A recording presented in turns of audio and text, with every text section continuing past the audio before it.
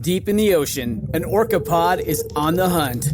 But these aren't your average orcas. These guys are organized. Marketing team, did you get those social media posts scheduled for the SEAL migration? Aye, Captain. We even have an automated notification for all pod managers when they go live. They use Monday.com to keep their teamwork sharp, their communication clear, and their goals in sight. Monday.com. For whatever you run, even orcas. Go to Monday.com to dive deeper.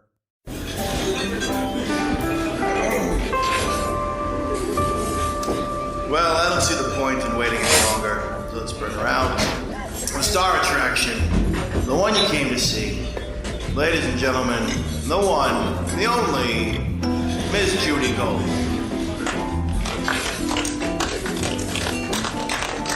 Hi, everyone! Hello and welcome to Kill Me Now. Trump's the president. Kill me now! Oh, is this your first Kill Me Now since... Well, no. I mean, we had one last week, but it was recorded the week before. So Right. Trump wasn't president. Kill me now. And now Trump's president. Kill me now. And he's so aggressive already. Trump is an asshole. Kill me now. He's a piece of shit. Yeah, kill me now. Kill me now more. Yeah, right. We should call it Kill Me Now More. I am so excited about today. I've been trying to get our guest on this podcast, but, you know, she lives in L.A. She's very busy. And she is one of my favorite people of all time. Even though she's doing that paper thing. Are you? Is this annoying? No, not It's at not like all. we're watching a Rush movie. Limbaugh. No, he not your does that, movie. doesn't He he? does? He always goes like this. I read this, and this is what it's. That's what he does all the time. He's just trying to show off that he knows how to read. You know who you'll never hear say that? Trump. I know. Right. He doesn't even know how to fucking read. Right. What? No. Oh, wait, Patrick. Oh, by the way, let everyone know Patrick is here. Hennessy's not here. Hennessy's away. And it's my fave, Karen Bergreen, is co-hosting, as she does often, actually. I really like co-hosting. I know, with you're you. It's really fun. good. I like hearing, I was just telling Sue, I like hearing everybody's story. Like, I think it's fun. You know, speaking of which, tonight, my class, I teach solo performance. Oh, my right. class is performing their stories this evening. Yes, and I have to go host that. Your kids. After this. That's Yeah. exciting. Yeah, they're in older than Anyway. Was it like night school solo? No, it's at the Primary Stages, which is the Einhorn School of Performing Arts. That's very impressive. Oh, please. Anyway, Anyway.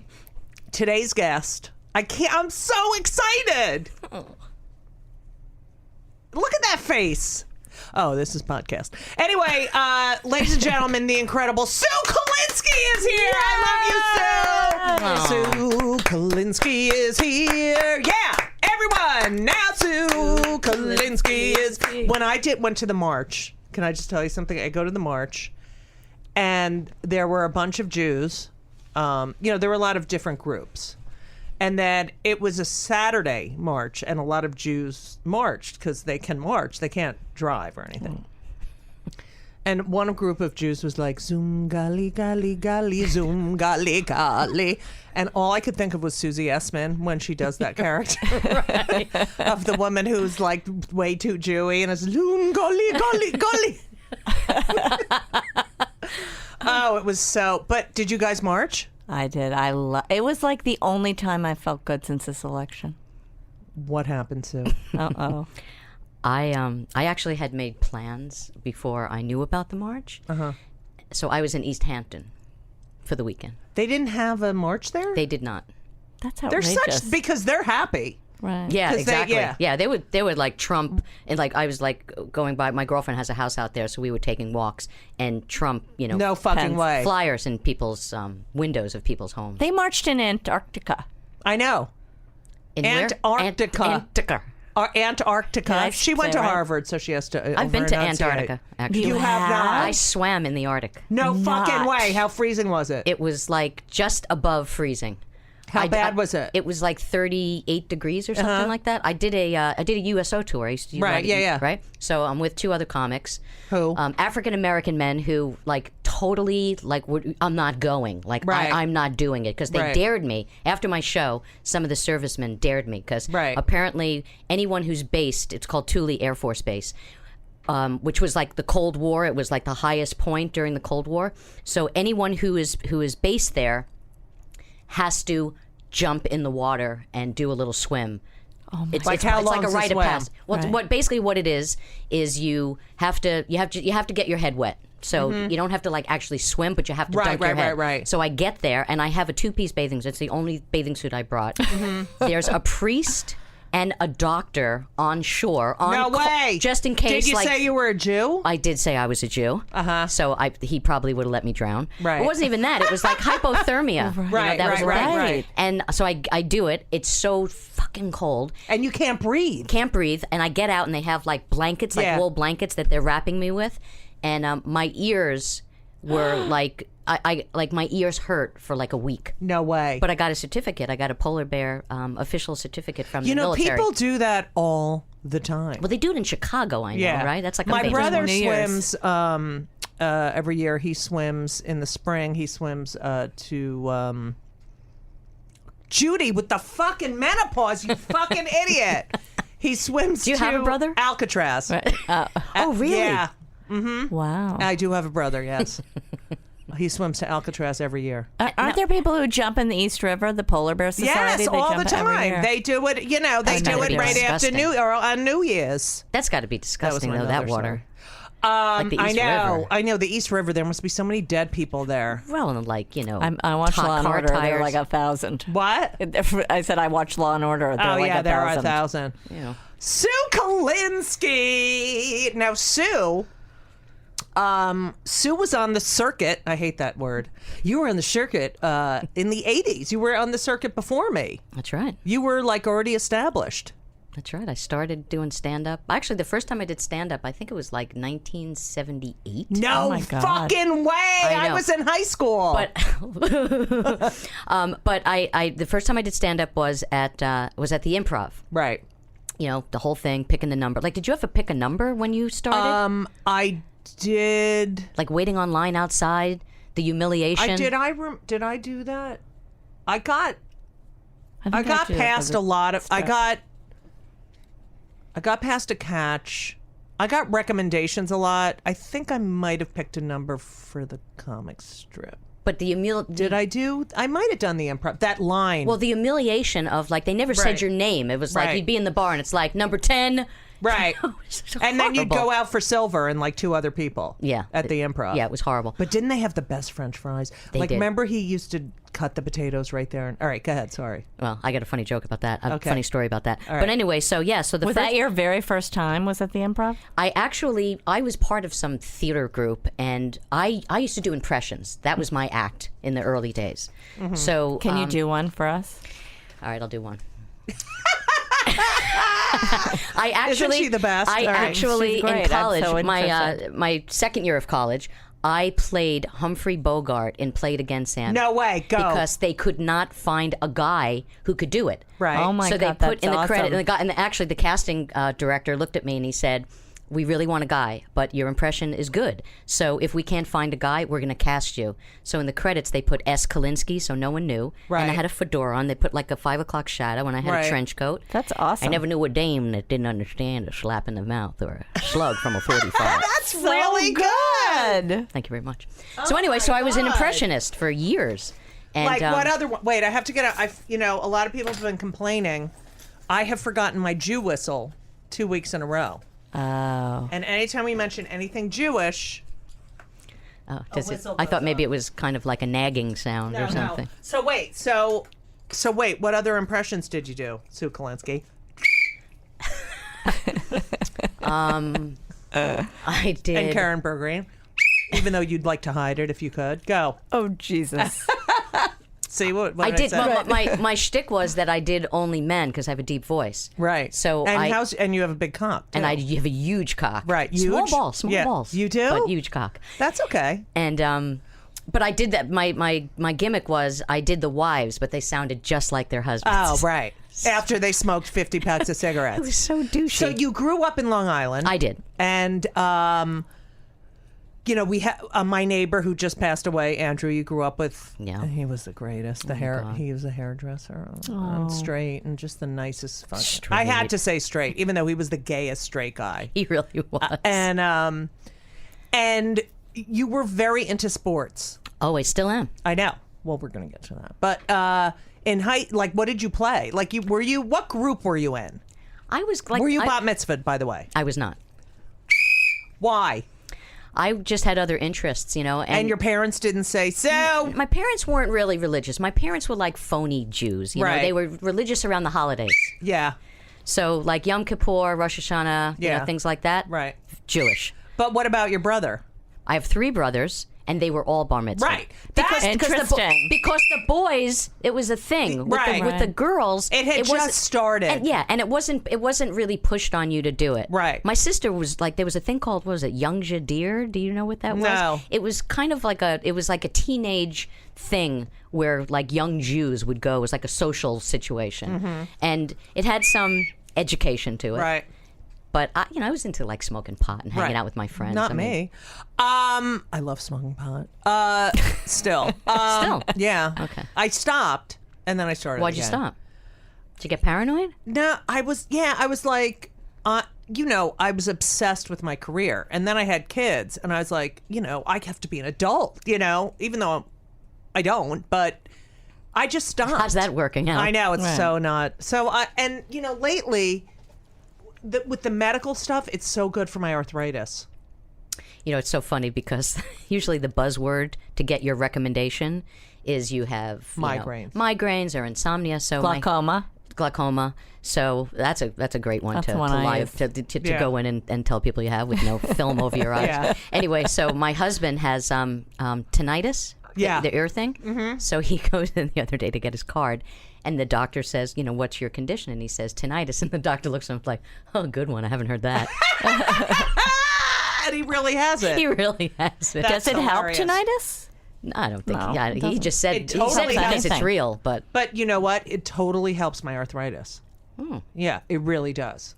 Pain. it really helps my high.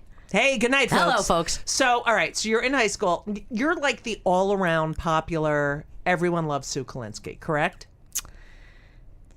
There was only one person that really, really did not like me. Who? That Who? Ellen DeGeneres. She was in your high school? No, but she's the only person I know who doesn't I'm talking like about me. high Can school. we hear that story? Yes, we're getting there. Okay. Karen. Yeah, I was a pretty likable person. I kind of, melded with all the crowds, but I was mostly in the stoner crowd. Yeah. Interesting. Because I was into sports, but I didn't really get into sports until I was a little bit older. Right. I was not a jock, but I Right. had a good arm. I could throw Right. a softball really far. Yeah, you were on the softball team. I was not on the. I wasn't on the comic team. strip. Oh yeah. But I wasn't. Follow along, Sue. I wasn't like a great athlete, really. Right. I just loved it. I actually you- could shoot pool. Right. You were sporty. Yeah, she's I was sporty. She's I was sporty. tomboyish. Right. Exactly. And yet loves to fuck guys. It's a beautiful combination. Yes. So, That's real. Makes guys really. Guys, they like guys that. dig it. what Yeah. was your major in college? Theater. And where'd you go? I went to a couple of schools. I went to the American Academy of Dramatic Arts here in Manhattan. Yes. For a year. Yeah. And then I went to New Paltz, upstate Yes, New York. SUNY New Oh, that's Paltz. pretty. Why did you quit the American Academy of Dramatic Obsessed People Arts? I was in this like crazy relationship with this guy I was like madly in love with, and it was really problematic, and it was interfering with school. You get into the American Academy of Dramatic Arts and you leave for a guy. Stupid. Was the guy in New Paltz, or did you have to run away? No. He was someone that I actually knew. I grew up with him and knew him in high school. We started dating in high school. Broke up with him when I went away to college, and then, was obsessed with him. And was he? He was, What's Was he a become of Jew? him? No, he's dead now. Oh, He is. Yeah, he was Do a you drug feel addict. bad? Oh, good. Oh. Anyway, You missed sorry, a I don't bullet. care. Yeah, you did. You missed did. a bullet. I did. Okay, so you go to college. You become. We are so heartless. We're like, you're like, good. I'm like, you missed a bullet. You become a waitress and you say something nasty, Oh God, it's so funny. right, to one of the customers. This is what happened. Okay. My brother Fred, who you know, right? Yeah. He gets me this job at a restaurant in Midtown Manhattan called the Paul Revere Restaurant. Mm-hmm. My other God, he's a traitor. Good night, folks. my other brother's joke is, what do? You run up and down the aisle saying, "The eggs are coming. The eggs are coming." That's funny. That's so funny. That's so funny. Your So- coffee's coming. Your coffee's coming. So What a horrible name for a restaurant. in line with my great choice in men, I started dating this guy who was an alcoholic. Okay? Oh, that's great. So he had a scam going on where he would take a coffee mug and he would put a tea bag in. He would take the tea out but leave the string hanging, and he'd put like bourbon. So That's it looked like it genius. was tea, and he would just walk around all day, drink bourbon. That is so clever. that At great? least, yeah, that's good. Very smart. He would Okay. take the tea out, Take the put bag the bag out. in, and No, take the bag out and leave the string hanging. yeah. Is he dead too? I don't know where he is. So anyway, so the way it worked, it's like we were partners. So one person served the drinks and the other person served the food, whatever. So I worked lunch, which was very, very busy in Manhattan. Right. And you had to turn tables over. That was the Right. only way you made money. Would you make like 90 cents an hour? Right. So, but, my brother knew the guy. That's how I got the job. Knew the okay? guy who owns it? Knew guy. Paul? His name was Herb. Oh, well, Freddie is my brother. No, the guy's- Paul Revere, I mean. Paul Revere. He knew Paul, right? Yes, the guy wore a Did you ever find out three-corner hat. why they named it Paul Revere? I have no idea. All right, go. Stupid. It was like for tourists, probably. Yeah. Who thought they were in Boston. Okay. So, this guy. So I was getting really, really shitty tips all lunch, and I was like, This particular day. and I was like, the next person who gives me a shitty tip is just going to hear about it. So this guy comes in with this woman, and he says, we're in a real rush. Can you just get the food out really quick? And I was a really good waitress, I was I very bet. personable and made people laugh, and so. And what was a good tip at this time? 20. I would have taken 10%, Right, right. But 15% was more of Right, the right, norm right, at that right, time. Right. So the service is great. I actually give them a drink on the house, just to be nice, whatever.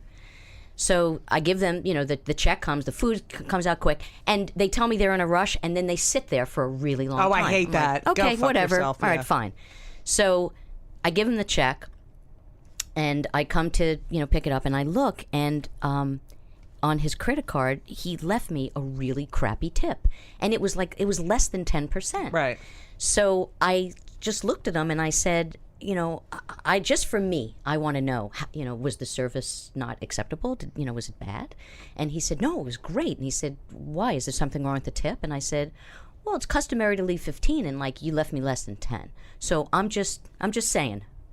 And he was just about to change it, and I guess he thought about it for a second, and he looked at me and said, how dare you question the and in front of my whole station he starts yelling at me and is like, you insulted me in front of my guest and blah blah blah. And as he's yelling at me, my boss starts walking from back to the restaurant, and I was always kind of like Herb. I was always Okay. I was always a little bit on the outs with this guy. Right, Like you're right. supposed to wear a white shirt. Yeah. I come in with like a light blue shirt. Right, Supposed to wear a certain kind of shoe. I never really Almost. followed the You rules. do almost. Exactly. Yeah. I'd wear boots. You were know? revolutionary like I Paul was himself. like Paul Revere. Revere. Right. Well, that's part of the gig. Very good, Karen. That's Thank why you. you're I'm here. tying it all together. So he hears this giant fight, and as he walks by me, he just looks at me and says, "You're too much." Ugh. And then he says, "I want to see you up in my office." And I knew, and I got fired. And I looked at him and I said, "You know what?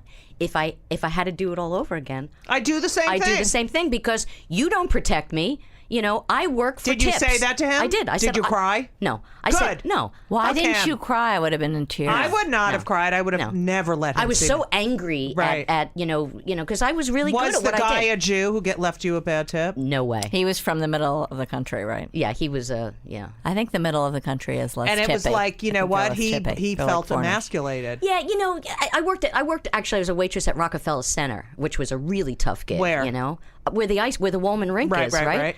So, the kitchen was really far away from the restaurant, and it was really, really hard job. But you did have a lot of foreigners, okay? So you Right. got a lot of crappy Yeah, and tip. they don't know But- how to tip, Yeah, yeah. but then after a while, it was like, you know what? You fucking know how to tip. Don't give me Right. like I'm a foreigner. Yeah. You know I know. what I mean? It's like they know where every sale is in Manhattan, but they throw out the page in the tour book that says Right. that you Right. should leave the tip. But I did have this one couple. They were an older couple, and it was really fun waiting on them. And then after they paid, he went to shake my hand, and he put something in my hand, and I opened up. He gave me a joint. What? He gave me a joint, and it was like the least likely. He must at the time he was probably like 50 something. Right. I thought he was so old. Yeah. When I was a toll collector on the New Jersey Turnpike. You're kidding me. No. They used to. It was between freshman and sophomore year at college. If they were going to like the Garden State Art Center, they would throw me a joint. That is amazing. You know, if they were going to Now, because I used to make them laugh. Would you have smoked it, or would you be nervous that maybe it was laced with something? But like PCP or something? No, I don't care. I mean, you're here. Anything to get out of my fucking head I was like, okay, as long as I don't have to think about what a fucking asshole I am. Welcome to Play It, a new podcast network featuring radio and TV personalities talking business, sports, tech, entertainment, and more. Play it at play.it.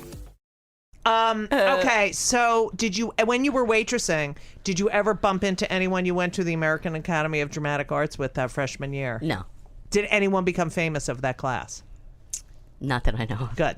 All right. But when I went to New Paltz, I went to school with John Turturro. Oh, wow. And Michael Badalucco. Really? I was friends with Michael. And what happened? Just, you know. He dumped you? That's what my mother used to say. No, From the practice, right? He really liked me. I mean, we went on like a date or two. Did you make out with him? I kissed him. I don't know if we really made out. Whenever my mother wouldn't see one of my friends for a while or something, she'd go, "What happened? She dumped you?" Oh, God. Everything. I know. Like how supportive and loving. Like how Sue Kolinsky. Fine. I haven't heard about her. What, she dump you?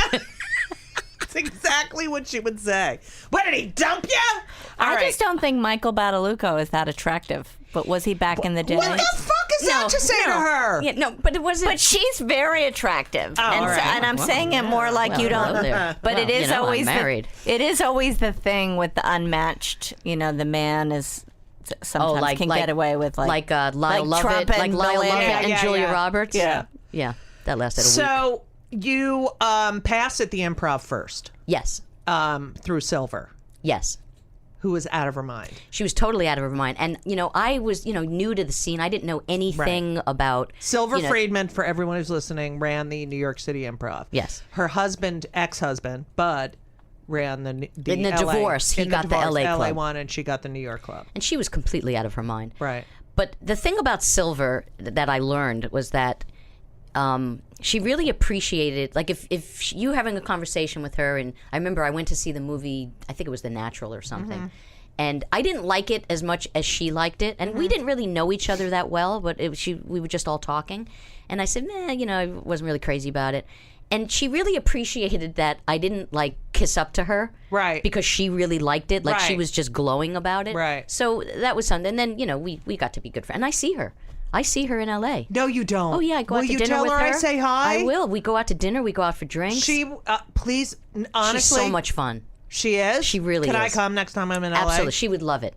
I would love it. She's a really, really cool person. Yeah. I always thought she was. When the anger subsided, right. she really was very cool. And the anger was over the divorce? No. She was just... How do you explain her? She just wasn't like happy, and it was, I don't know whether it was like this power thing of having the club, but she just wasn't very warm. Right. But like I said, I mean, as time went on and she really got to know you. Right. She, and we did that play there, that Say Something Funny. Remember that play? Remember that? I totally forgot about that. So we were there so much on like a whole nother level. Right. When no one was in the club, we were there. We were rehearsing. Right. So we, she was like the matriarch. Now, she was great.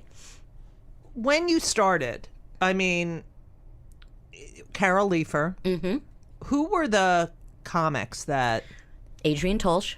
She was one of the first people I have that to met. say, she was the woman who, when someone dared me to do stand-up in college for Secret Santa, and that's how I did it. And then Adrienne Tolsch, Bill Sheft, and Larry Ambrose is 1982. Come to Rutgers to do like one of those, like comedy shows. Yeah, right. Yeah, college gig. And I asked someone asked, or they asked, would you mind if Judy Gold does like 5 minutes? And they were probably like, ugh. And after I did my 5 minutes, Adrienne told me to come to hang out at Catch in New York. I mean, I didn't get on, but she amazing. was the first one that said, you can do this. Right. She was one of the first people, I mean, man or woman, that, was so supportive of me. Right. And so it was Adrienne, it was Carol, it was Nancy Parker, Oh yes, I still see her. who did The Greatest Betty Davis in Beyond. different phases of her Yes. life. And then Jane, if you weren't in this chair, you couldn't do this to me. Whatever happened to Baby Jane? And then she'd say, but you are in the chair, Blanche. That's awesome. Who else? Carol Paula? Siskin. Paula Poundstone? Was in Boston. Or? She came later. When I first started, Carol Siskin, Kathy Ladman. Kathy Ladman came later. I met Kathy later on. Abby Stein. You didn't know Abby Stein. Mm-mm. Abby Stein was one of like the first of our group. She actually passed away some years ago. Oh my God! Yeah, This but is like the Dead Show. What was her name? Abby Stein. She was And- like a real toughie, Right. just ballsy. Oh, shit. And then she had stopped doing stand-up, and she was I wouldn't say she was a parole officer, but she did something in teaching in law enforcement or right. something. She worked at John Jay College, I think. Anyway, but she was, Scott Blakeman. He was really, he was really good friends with her. But I'm trying to think. And then I guess Rita Rudner kind of Right. came along. Elaine? Elaine was away. I mean, she left. She wasn't at the Improv in the New York clubs when I started.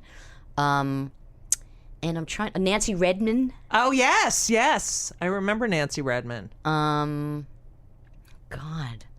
And I lived in I started here, but then I moved to LA in 1980 and tried to like make a go of it there. So I auditioned at the Comedy Store and I got in. So the comics out there were I guess Merrill Marco was kind of still doing it then, and Marjorie Gross. Yes. And Diane Nichols. Mm-hmm. Oh my God, I can't. Carrie Snow. Yes. Sarah Bernhardt. Oh yeah. Yeah, and then like a bunch of women that I have no idea what they're doing So, now. And Monica Piper. She was Lee Davis. Then. Yes. Now, when you did stand up, a lot of the reviews would say, like Variety said, you're a comedian who happens to be a woman, and you don't use your gender. And it, we were all comedians, as you know, who happen to be women, but men really loved your stuff, like straight guys. Yeah. And you really related to that, I'm a chick, but I'm not, Yeah. Do you think those women resented you for, No, I don't think so. I mean, I always prided the fact that, a guy could do my act. Right. I really love that. And actually, you'll appreciate this story. A guy did do my act. Who? On purpose? Two stole jokes? Two stories. I'm trying to think where I was. I don't know if I was in like Oklahoma City or somewhere. And I get up, they had never seen me before. And I come off stage and someone said, there was a comic who was here last week who did like your act. No fucking way. Did like pretty much your act. Oh my God. Yeah. So I guess that was kind of a testament. Who was it? I don't even remember who it was. What the fuck? Did you look him up and yell at him? But he was somebody who, he was some shitty middle act, and Who probably just stole your shit. stole my shit, and but one night, And he probably has a special on Comedy Central. Yeah, right now. So one night, well, Silver Friedman, when the Improv was like, Yeah. when you're like William Hurt in that you see that show Goliath. No. He has this clicker. Oh, yeah. He clicks all the time. And I want to strangle him. No. But anyway, so Silver had like this one-nighter in Manhattan. And one night it was, I think it was Bob Shaw. Oh, yeah. And John Manfillotti and I. Oh. And John was the MC. Uh-huh. And it was like a horrible one-nighter. Right. And John goes up and he does okay. And then I go up and I just die a terrible death. Right. He goes on after me and does some of my jokes that I didn't do and kills. No fucking way. That's funny. That's brilliant. I was laughing hysterically in the back, but pissed off. Right. I was like, Of "You do course. my jokes?" Right, because he's a guy. And I has a couldn't wiener. do my own jokes. So, you moved to LA. Is that where you met Ken Ober? No, I met Kenny here. And did you both move to LA together? No, he moved to LA before I did. He got a pilot, and then he did that show Parenthood. Right. Yeah, so he was cast in that, so he moved out. And how did you meet Ken Ober? You were... This is kind of a fun story. I had just moved back. Oh, wait. Ken Ober. Jew. So I just moved back from L.A. Yeah. And What year are we talking? it was like 84. Right, I graduated college that year. Go ahead. Can I have a whistle for something? So Old. All right, go ahead. So I go to the Comedy Cellar, and there's a bunch of comics hanging out in the hallway. Yeah. And I see Ken, and he's, for anybody who didn't know Ken, he was so cute. Yeah, he was Like really cute. dark curly hair And like big smile. big blue eyes. Yeah. He had a little gap tooth. I mean, Yeah. he was so handsome and just like charming. Right. So he's standing there, and he has like a little briefcase, like a PBS, like canvas bag. Right, in his right, hand. right. And we're not introduced or anything, and we're all kind of in conversation. Right. And he leans in at one point and he says, "I didn't get your name." And I said, Did you get wet right then? "No," but I looked at him and I said, "I didn't give it to you." And he was like, "Oh, okay." So we, I introduced him, and I thought he was an agent because he had the briefcase, right? So then I find out that he's got a girlfriend, but we just bonded, Right? And we performed at the Comedy Cellar a lot, so the pizza place on the corner. Yeah. So we go in and have pizza, and and then the more we'd start talking, and I was totally attracted to him, and I really didn't know much about him, and then I saw his act, and he was so funny and smart. So I'm living in Forest Hills with my friend Christina. Did you ever meet my friend Christina? She cut hair. She cut a lot of comics' hair. Anyway, she knew Andrew. Okay. So we're in the apartment, and Andrew's our dead friend who just died. the phone rings. And back then it was the phone. I didn't have my own phone, Right, of course. So she's like, "Oh, Ken Ober's on the phone," and I wasn't friends with him at all. Right. And I was like, "How did he even get my number?" Right. So he says to me, so I just want to let you know that I'm the MC tonight at the Cellar." And I said, "Okay." I said, "You calling all the acts to tell them you're the MC tonight?" But honestly, weren't you like a little flattered because you were attracted to him? Well, I and stuff? was, Yeah. but it was Okay. like, but like, I didn't even like think Right, about him, right. he and I, Right. Okay. So he said, "Well, I just wanted to let you know that Rick Messina, who then booked a club out in Long Yeah, Island, who's yeah. like billionaire now, manages a lot of big people. Rick and a couple of people are getting together. There's this wine bar that opened in the Village near the Comedy Cellar, and we're all gonna, hang out there." And I said, "Well, it's kind of a drag for me because I live in Queens and I have to take a subway back." And he says, "Well, I have a car." He says, "I'll drive you home." And I was like, "Oh, okay." So I went and hung out with him, and Drunk? joked. He was going to drive you home drunk, right? Yeah. I'm just so impressed that a male comic has this kind of wherewithal. Yeah. But go on. And and then I was totally hooked. And then I find out he has a girlfriend, and he's like living with her for like 8 years. No fucking way. That's more male comic. Okay. And I was like, "Oh my god!" I was like, "Why?" So we start dating because I'm a bad person. So we start dating, and he was from Boston, so I used to go up to Boston with him, and we would do stand up together. So Nick's. we were at Nick's and Comedy Connection. So Yeah. the guys at the Comedy Connection, Bill Downs and the other guy, they think that Kenny and I live together. Right. So they think I'm the girlfriend, Right. So some woman that I went to college with saw my name in the paper or on the marquee and called up the club and wanted to see if she can get in touch with me. So they gave him Ken's home phone number.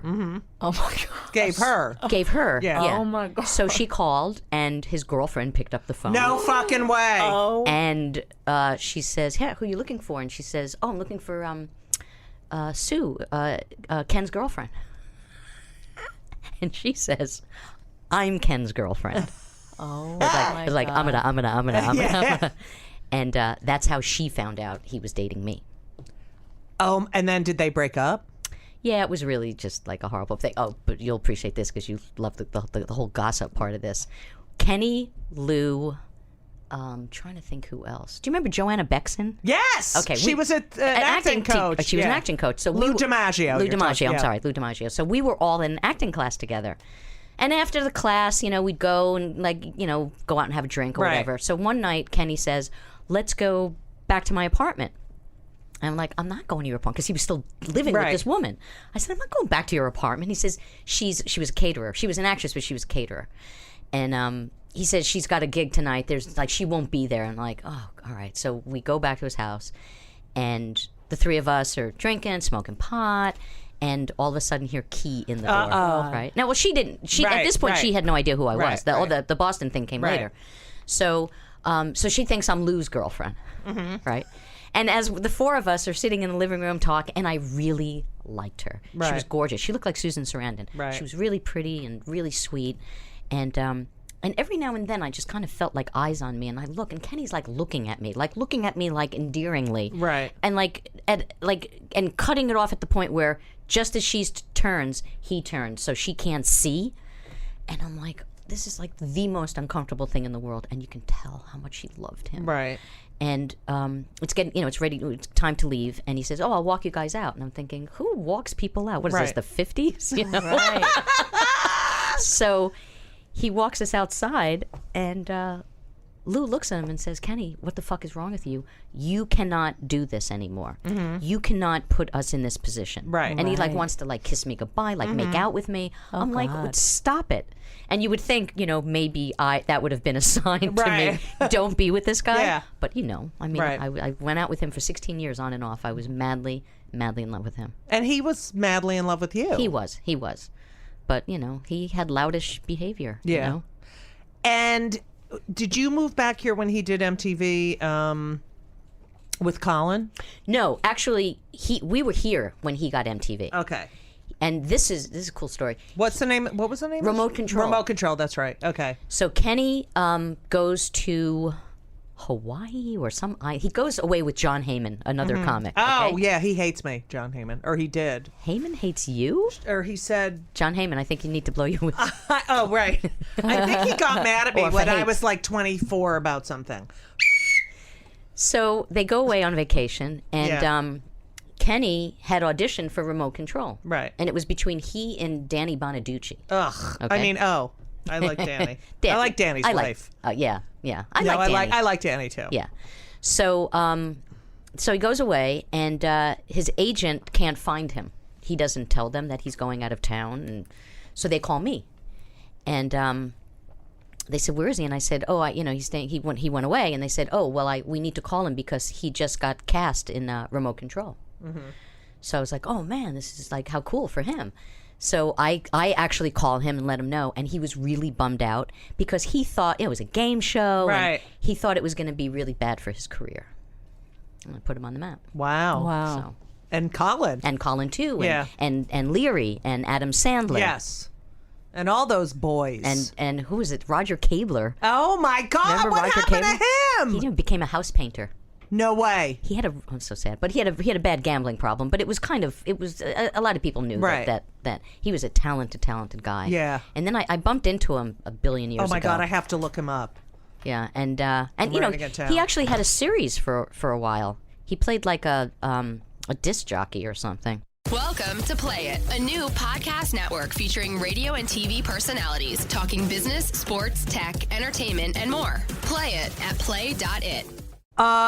You did a lot of the circuit. I remember when we played tennis in LA, we were both doing VH1, and you had 6 minutes and I had 4, and I got really mad that I only had 4 and you had 6. But you were beating me at tennis. No, I wasn't. Shut up. And that was around the time of, the Ellen DeGenereses and Paula Poundstone. Paula.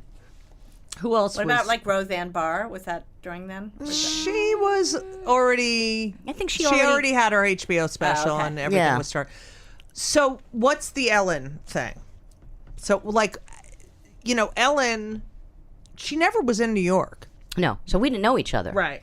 But she knew of me. Right. Because, we were all comics. We were all getting, and at that time, that was the beginning of cable, where you do, like, Caroline's Comedy Hour and, Evening at the Improv. Comedy Express or Comedy... It was that show that Pat booked at the Laugh Buckles. Factory. Yeah. Anyway, so this was later on in my career when I became a writer. And Carol Leifer and Mitch Hurwitz were executive producing Ellen's second sitcom. And, I wrote a spec script. And although I was friends with Carol, I still had to present that I was capable of being in a writer's room. And I knew Mitch Hurwitz because, Jimmy Valley, Jimmy, right? Jimmy and Jonathan gave me my first writing job. So that was part of that clique. So I get the job. I'm a staff writer on the show. And Ellen just didn't like me. And I don't know why. I mean, I never had any dealings with her. I never even met her. And I was always a big fan. I always thought she was really, really funny. Right. But for some reason, she just took this dislike towards me. Do you think it was because you're like gay, but you're not gay? That I couldn't pull the gay trigger? Yeah. I don't know. And I never found out. But she was really mean to me.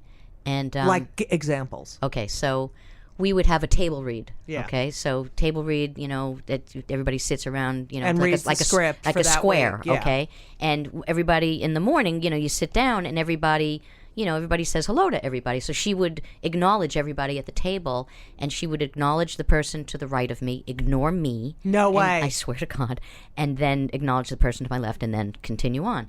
And did you? Look, you said to Ken Ober, "I didn't give you my name." Like, did you ever have the balls to? I never confronted her. I found out through Mitch because I came up with this story, and usually the stories you came up with were the ones you would go off and write. Right. And I came up with this story, and they really liked it. And Mitch said, "I'm going to give it to somebody else. You come up with something else, we'll give you something else because this may be a difficult episode." And Ellen no likey Sue Kolinsky. No way. I was like, wow. Really? I was like, what is it? And he says, I don't know. I don't know, but she just is not a fan. How many women were in the staff? It was just Carol and I. And there was all guys. Yeah. And some comics, and Carol was gay, so, she was... Yeah, but she wasn't out then, was she? She was out enough that Ellen knew. Mm-hmm. I remember... I did a gig with Carol Leifer in Boston, and I opened for her. I didn't know she doesn't like if you curse, but I said shit or something. I killed, whatever. And then we're back in the the first time I saw her standing at Catch Rising Star was like, oh my God, it's Carol Leifer. Because, I'd watched her on TV, Right. And she started asking me about being gay. But she wasn't gay at this time, but she was asking me a million questions. Do you think this one's gay? Do you think that one's gay? And I was like, yeah, I don't know, and it was and I can't believe she's gay. She was married to Rich Scheidner. Yeah, and she liked guys. Because I used to travel with her a lot. Yeah. I mean, she liked guys. And when she's married, she's mad married, at me. yeah. But she got mad at me on Facebook. Oh, she did? Because, Why? she's and I love her. She's always posting these pictures. Oh, she loves me and I love her, and it's always their family and they're so happy, and I'm always writing. So one time I wrote, "Do you ever fight?" It's just Judy shit. So there was a picture, they were on vacation, they're all in a boat or something, and I wrote, "Nauseating."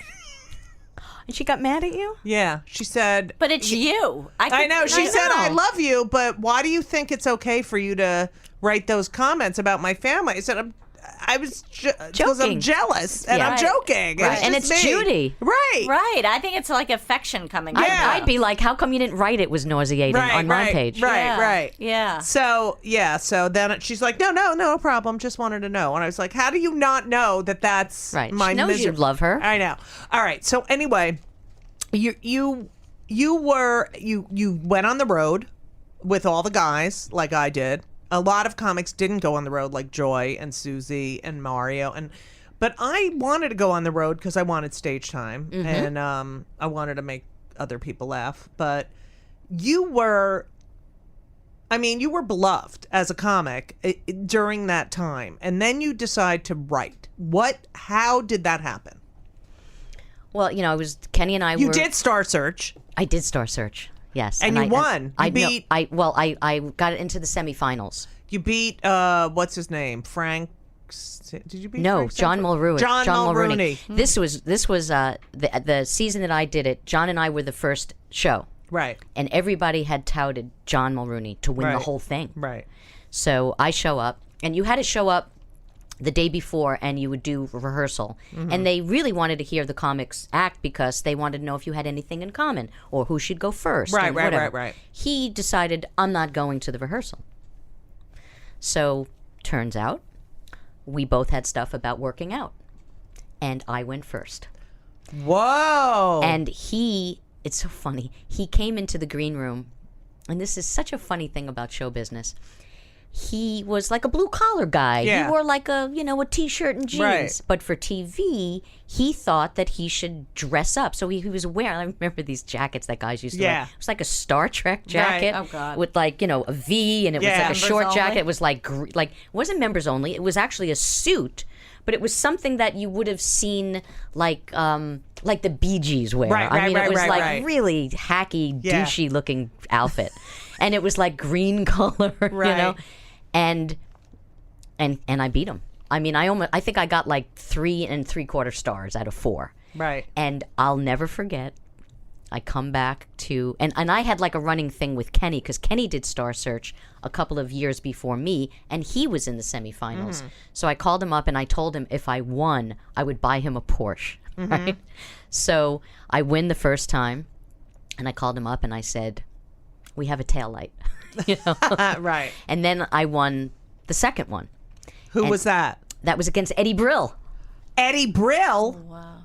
I just know read Eddie this did. article when I was doing research on you, where Eddie Brill said that the fact that you beat John Mulrooney was just horrible, and the fact that someone else beat Frank Santarelli those were horrible things that happened.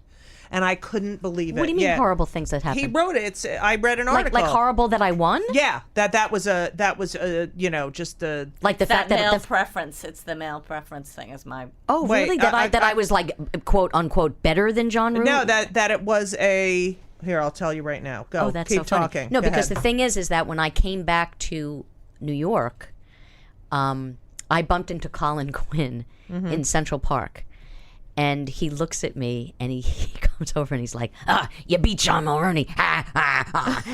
He was so happy because he was, kind of an arrogant guy. And when I showed up for the show, I'm in the green room. He walks in, he's got his agent, his manager, like he's got people. Right. And they were like staring me down, like trying to get me to Right. like be nervous or whatever. And like I just went by myself, That's the best story I've ever heard. So here we go. This is an interview with Eddie, who I actually saw last night, who I've had arguments with about, this woman and funny, but he said, it says, I was on the older version of Star Search, and what I realized about those shows was they were game shows. We were under the impression that they were fixed with the old ones. That was that they manipulated the outcome. I saw John Mulrooney lose to Sue Kolinsky. I saw Frank Santarelli lose to Jason Stewart, and both of those were complete miscarriages of justice. Wow. I am so shocked that he said that. I feel like we should call Eddie right now. Because if you watch that episode, John had a really, really bad set. Yeah. Because, like I said, the audience had heard me do Jokes, workout material. Right. That, first of all, I went out first. Right. So, and my jokes were good. Right, of course. So the fact of the matter is, they already heard workout material, and you only had 2 minutes. Right. So that was a majority of what he did, and he was freaked out. You knew Right. that he was freaked out. I'm sure he was freaked out when he was watching. Exactly. Well, I'm actually surprised that he said that. Yeah. I Well, have to take issue in with an him. article, I would, because I always take issue with him. Anyway, I think some people too. Just the assumption is that the male is always funnier, and that if there's a woman, that does better, it's because she's a woman. That's sort of the understanding. I don't know if it's really that way anymore, but there was a time, who was it, Barry Katz, okay, who's like a big manager now. He booked a room in the Caribbean. I think it was in Puerto Rico. And I really wanted to do the room. And I had heard that he booked a woman, and I don't remember who it was, and she bombed. So he didn't want to book any more women. I talk about that all. I remember I said, that. Yes. well, did you ever have any guys that bomb? Yeah. You're going to stop hiring guys White now? guys, I said, yeah. you know what? You hired the wrong woman. You hired a woman who was not right for the job, okay?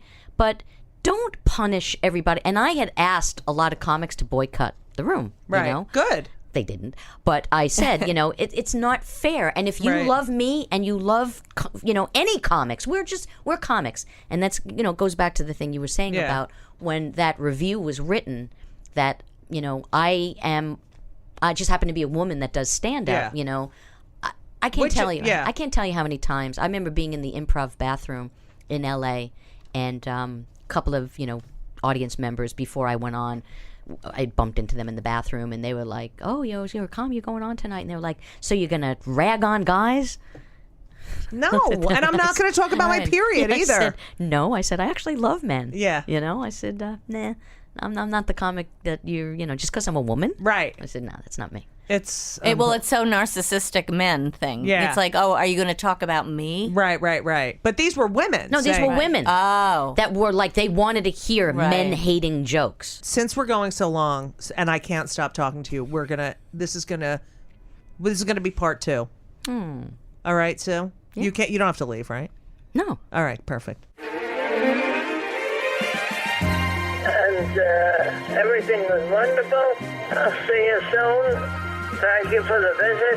So long.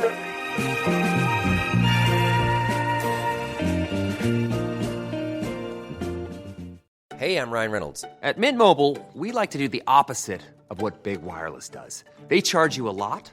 We charge you a little. So naturally, when they announced they'd be raising their prices due to inflation, we decided to deflate our prices due to not hating you.